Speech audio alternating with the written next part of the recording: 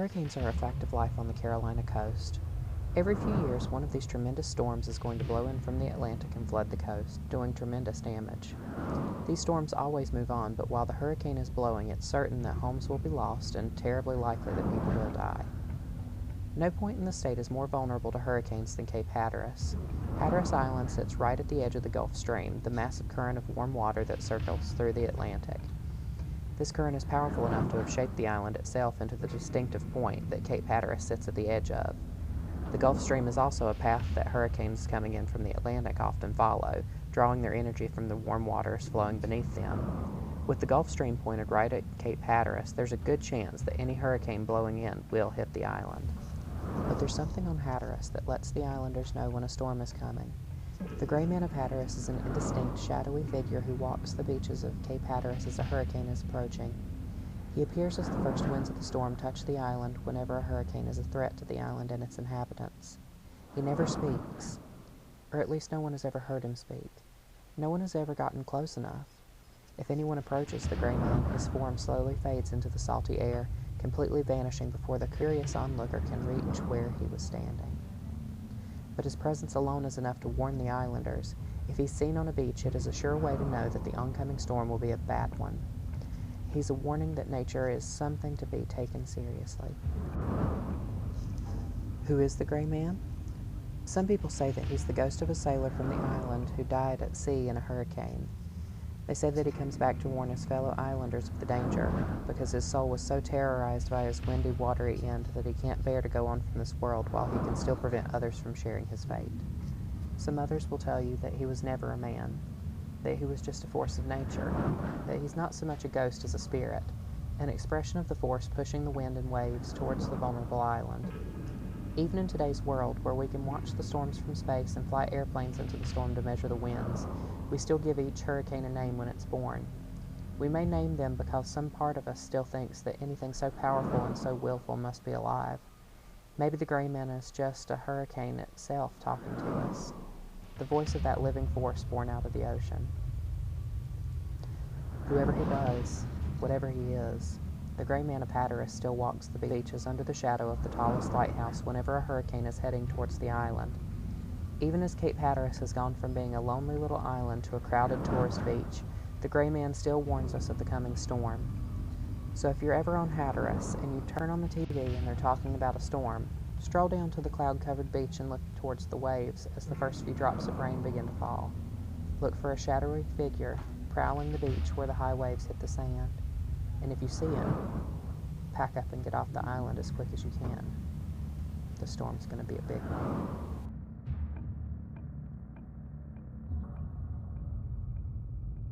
For over a century, mysterious lights were seen bobbing up and down along the railroad tracks near Mako Station, a few miles west of Wilmington.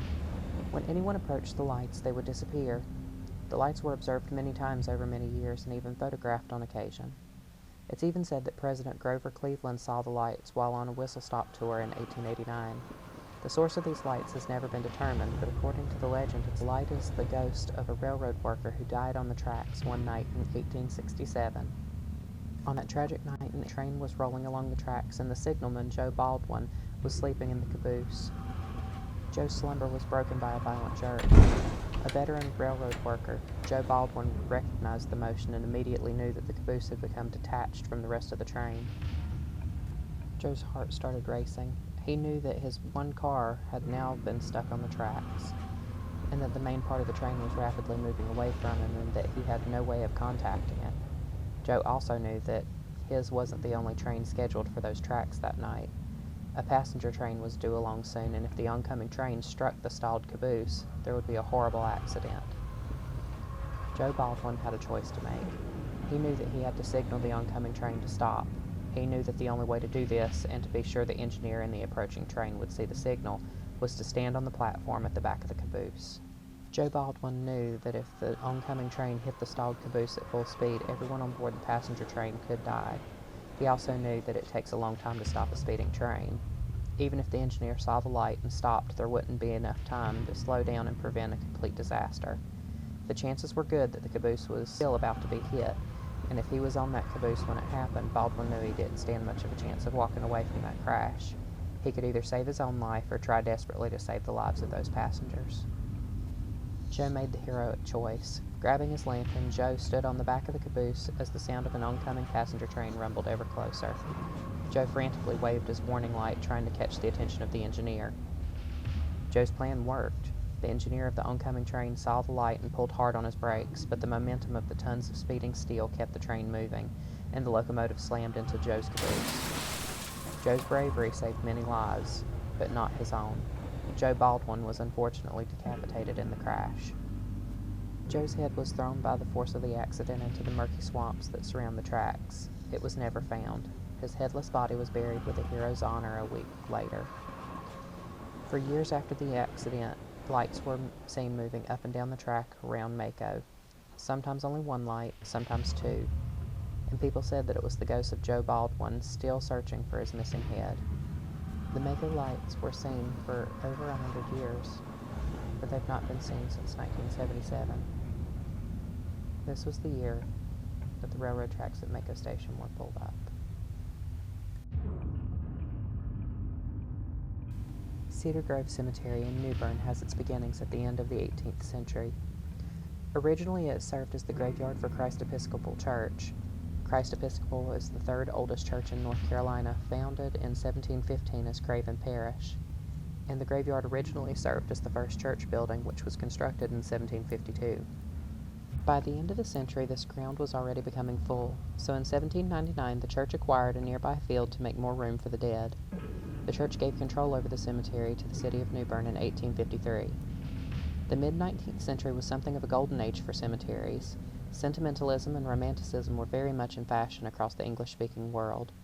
The city immediately set off with a series of improvements to transform the simple burying ground and bring it more up to date with the elaborate, ornate style that was the height of mortuary fashion at the time.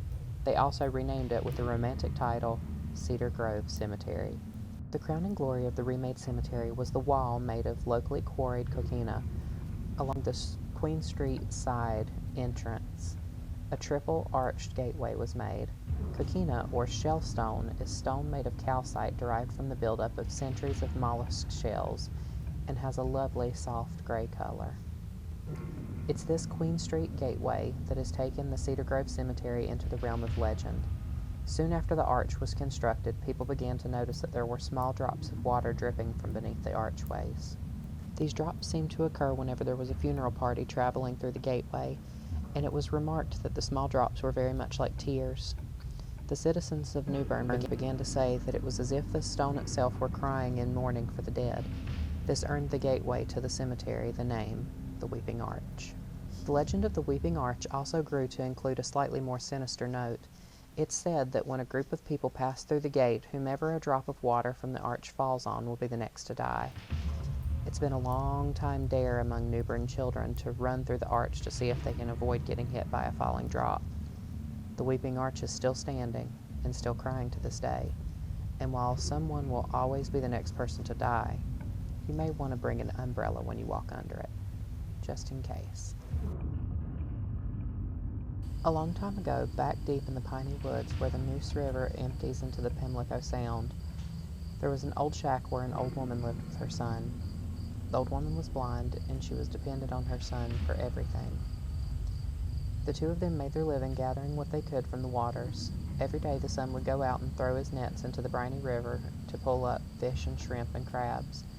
He would pull clams from the mud, and he would gather berries from the wood and snare rabbits in his traps. This way they kept themselves fed and happy. The old woman hardly ever walked much further than the front door of their shack. She guided herself around with a long old stick that she would tap on the ground, and whenever she needed anything, she would say in her soft, creaky voice, "Where are you, my son?" No matter how softly she spoke or how far away the boy was, he would always seem to hear her and come to her side. If the old woman needed water drawn from the well, she spoke the words, "Where are you, my son?" and the boy would be there with a bucket in his hand. If the old woman needed more logs on the fire, she would say in her creaky voice, "Where are you, my son?" and the boy would be there tending the flames. If the old woman was lonely and wanted her son's hand, she would only have to say, "Where are you, my son?" and he would be there holding her hand. But one day, after the boy had left to go down to the riverside, the old woman called out, and he did not come. It had been raining hard all week, and the water was high and flowing rough and fast. The wind was high, and the waves on the river waters were topped with whitecaps. When the boy walked down by the riverside, the soft banks gave way under his feet, and he fell into the river. He was drawn into the current and swept out into the sound, and was never seen again. The old woman waited by the cabin, saying, "Where are you, my son?" time and time again, but the boy did not come. So the old woman picked up her stick and went out in search for her lost boy. She tapped her long stick on the ground in front of her and walked into the rain, calling in her creaky voice, "Where are you, my son? Where are you, my son?" time and time again. Some men found her body a few weeks later, laying not too far from the river. No one knows if she had gotten lost and couldn't find her way back home, or if she had just fallen into despair and died of a broken heart when her son never answered her cries. The old woman was buried, and the shack where she and her son lived was forgotten and swallowed up by the forest. That the two of them had ever lived there would have been forgotten, except as the towns around where the old house had stood grew, and the people who lived there kept hearing a creaky voice calling on the wind, "Where are you, my son?" And sometimes at night they would hear a tapping on their floors, and feel a hand shaking their foot on their bed, and a creaky old voice saying, "Where are you, my son?" Not too far from where the old house stood is where the Camp Seagull Boys' Camp was built, and they say that the old woman's ghost may still be drawn to the sound of boys laughing, and that she still may be looking for her lost son, and that sometimes at night, when the cabins are dark, the boys at the camp will hear a tapping sound, and a walking from bed to bed in a dark room, and feel a hand gently shaking the bed as the creaky old voice whispers, "Where are you, my son?" Who knows what will happen if a boy ever answers?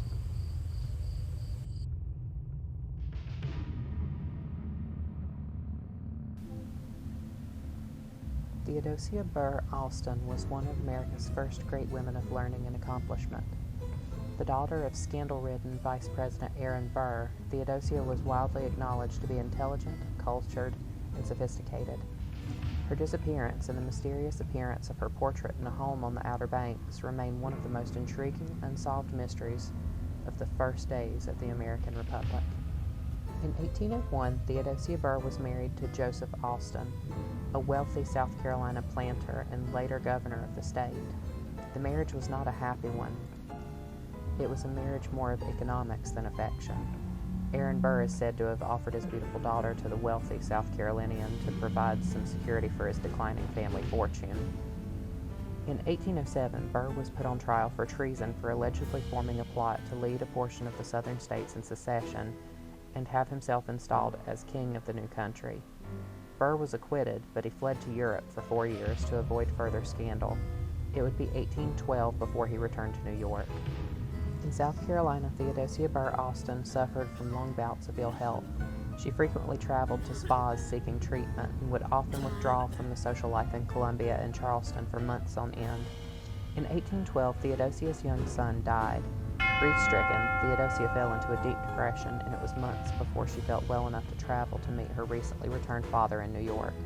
On December 31st, 1812, Theodosia Burr Alston boarded the schooner Patriot in Georgetown. She was never seen again. The Patriot disappeared somewhere between South Carolina and New York. Various explanations have been offered for the disappearance. The War of 1812 was raging, and some say the Patriot was sunk by enemy action. Others say the ship fell victim to a group of wreckers known as the Carolina Bankers. These men operated out of Nag's Head and set up false signal lights to draw ships aground in treacherous waters around the Outer Banks. They would descend upon the wrecked ships and murder the passengers and crew and take anything worth plundering. The fate of the Patriot will probably never be known. We do know that years later a fine portrait said to be of Theodosia Burr ended up in a humble fisherman's cottage near Nag's Head. The story goes that in 1869, a Dr. William Poole was called in to treat a poor fisherman's elderly wife who was near death. The doctor offered what treatments he could to ease the woman's pain, but there was little else he could do for her. The fisherman was grateful but had little money. Instead, he produced an unusually fine oil portrait of a young woman and asked if the doctor would accept it as payment. Shocked at finding such a valuable piece of art in a poor man's house, Dr. Poole asked the fisherman how he had come by it. The fisherman told the doctor that many years ago a young woman had drifted ashore in a rowboat near Nag's Head. The woman had no memory of who she was or where she was from, and the only item in her possession was the fine portrait, which she would not allow to be removed from her grasp. The members of the village cared for the young woman and nursed her back to health. Eventually, she settled down in the isolated community, and the fisherman had taken her as his wife. The portrait, that was the only evidence of her past life, whatever that may have been, had hung in their small cottage ever since. The doctor said he would gladly accept the painting as payment, but upon hearing this, the old woman rose out of bed, saying, "It's mine, you shall not have it. I'm on my way to visit my father in New York, and I'm taking this picture of his darling Theodosia." The old woman seized the portrait and ran into the waves. She was never seen again, but the next day the portrait floated back on the beach. William Poole's family kept the portrait and told the story for years. Now called the Nag's Head Portrait of Theodosia Burr, the painting can be seen in the Lewis Walpole Library in Farmington, Connecticut. A long time ago, there was a man who had a farm and a farmhouse with a nice big front room. He lived there alone after his wife had died. His wife had loved one thing in this world more than anything else, and that was to play the piano sitting in that front room. When she was alive, she would sit there every night and hit those keys to make beautiful music. And when it came time for her to leave this world, she called her husband to her bedside and made him promise that he would never ever sell that piano or move it from the house. That's how much she loved the piano. So for many years, that's what the man did. He just let that piano sit there. But there came a time when he was getting old and getting tired of taking care of that big farm and that big house, and he decided he wanted to sell it and move somewhere smaller. So he started to pack up all his things and move his furniture out of the house.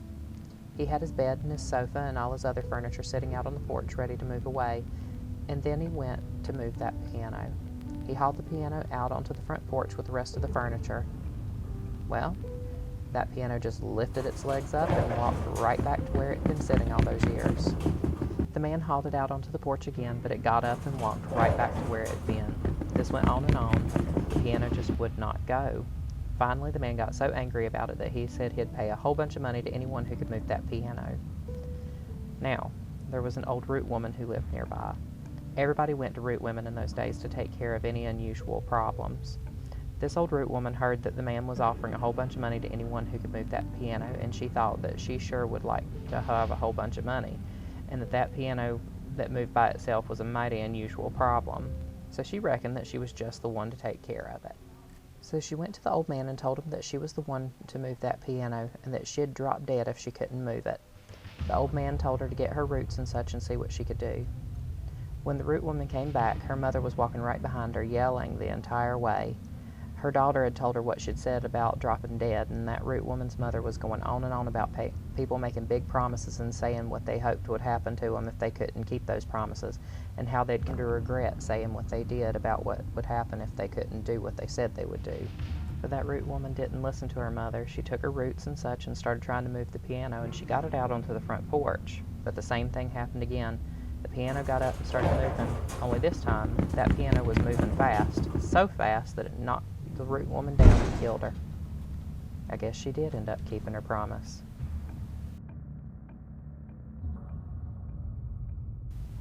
The Single Brothers House, or just Brothers House, is located in historic Old Salem Village and Gardens in Winston-Salem.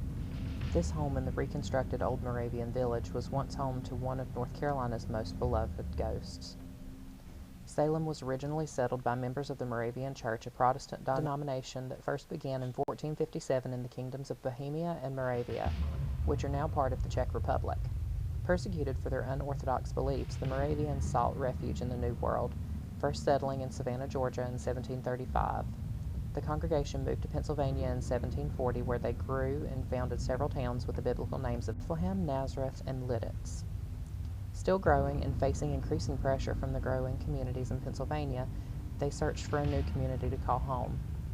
The Moravians purchased the site of Salem from Lord Proprietor and Earl of Granville, John Carteret, in 1753. Members of the community moved from Pennsylvania to begin construction on their new home. Founded as a religious community, this town was strictly controlled by the church, and any members were found disobeying the rules would face exile. As the nation around them grew, the community gradually drifted away from its strict observance, and the Moravians became assimilated into the mainstream culture. The original settlement of Old Salem is now a living history museum where visitors can see and experience the life as lived by the 18th and 19th century Moravians and taste the crispy delight of the distinctive Moravian sugar cookies. Now part of the museum, Brothers House was originally used as a communal home for unmarried men in the Moravian settlement. Moravians had a strong tradition of keeping excellent records, so we have an unusually detailed account of how this ghost came into being. On March 25, 1786, a shoemaker named Andreas Kresmer was killed while excavating the new foundation for an addition to the brothers' house. Working late into the night, around midnight, Brother Kresmer was caught beneath a falling bank of earth. He passed away a few hours later. This kind and playful man was much mourned by his fellow brethren. For years afterwards, a strange sound that resembled the tap of a shoemaker's hammer was heard throughout the house. A small man wearing a red cap, like the one Brother Kresmer had been wearing when he died, was also seen scurrying through the halls. The figure was seen for years, even after the brothers' house had been converted into a home for Moravian widows. One of the most famous encounters with the little red man appeared then. Little Betsy, the granddaughter of a widow who lived in the house, is said to have met the ghost and gotten along splendidly with him. Little Betsy had been left deaf from an early childhood illness, but could still speak. She knew nothing of the ghost or the accident, but one day while visiting her grandmother, she rushed in excitedly from the garden and told of a small man wearing a red cap who had beckoned her to come and play. According to legend, the little red man's appearances were brought to rest when he made an ill-advised appearance before a prominent member of the community, showing an important visitor around the cellar. The visitor was shocked to discover such disreputable supernatural goings-on in a respectable Moravian home. It's never good to show up the boss, and a minister was called in to lay the ghost to rest, which apparently worked. The little red man has not been seen since.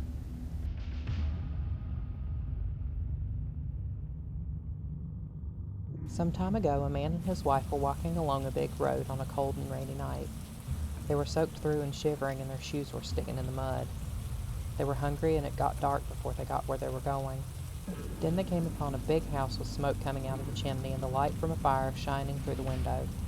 The kind of house rich folks live in, they said. They went around the back and knocked on the door and heard someone say, "Come on in." So they went on in, but they didn't see anyone there. What they did see was a kitchen with skillets and pots and everything needed for cooking. There was meat and lard and flour and cornmeal, and there was a pot of beans smoking on the fire and a rabbit boiling in a covered pot, and it all smelled very, very good. But there was still nobody around for them to see.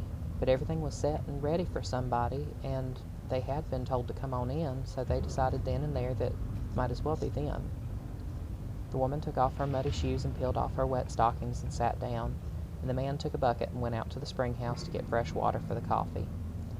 They figured that they were going to eat those brown beans and cornbread and that Molly Cottontail and drink it all down with some good hot coffee. The man was gone outside and the woman was resting her feet when in through the door came a man with no head. He was dressed in a fine coat and vest, shoes and galoshes, breeches, and a starched shirt with a high collar, but he had no head, just a raw, bloody neck. "What you want?" said the woman. And then that man started talking, with no mouth to talk. He said that he was in an awful misery. He said robbers had killed him for his money, and that they'd dug around all day in the field looking for his money, but they couldn't find it. So they took him into the cellar and buried him in 2 pieces. And he said it's awful miserable being buried with your head in one place and your body in another. He said he was hankering to get rid of that misery, and about that time the woman's husband came back in and nearly jumped out of his skin when he saw that raw neck standing there. The woman told the ghost who her husband was, and the host told who he was, and that started the whole thing all over again about how he came to be the way he was. The ghost said that if they'd come down to the cellar with him and dig up his head, he'd be mighty grateful and would make them very rich. Naturally, they said they would, and they said, "Let us get a torch." "You don't need a torch," said the ghost. He stuck his finger in the fire, and it caught fire and lit up bright enough to fill the whole room. They went down a long flight of steps until they got to the cellar, and the ghost said, "Here's where my head's buried, and here's where the rest of me's buried. Y'all can dig over yonder where I throw the spot of light, and you can dig until you touch my barrels of gold and silver money." And they dug up those barrels of gold and silver and were buried under the cellar floor. And they dug up the ghost's head and hoisted it up on the shovel, and He reached right over and stuck it back on his neck. Then he took his burning finger off and stuck it in a candlestick and crawled right back into the hole he had crawled out of, and the man and the woman covered him with dirt again. And they heard him talking again from under the ground, saying he was mighty grateful to them for burying him, head and body together, and sure did ease his misery. And then he said that they could have all his land and all of his money and be as rich as he had been. So they took the candlestick and went back upstairs. They washed themselves with lye soap, and the woman mixed up the cornmeal and spring water and greased the skillet with lard. She put hot coals around the skillet and on top of the lid and cooked the cornbread until it was done. The man put coffee and water in the pot and set it to boil, and they ate supper of beans and rabbits and cornbread and coffee. And they lived in that house all their lives and had barrels of money, and the ghost with no head never came up the stairs to bother them again.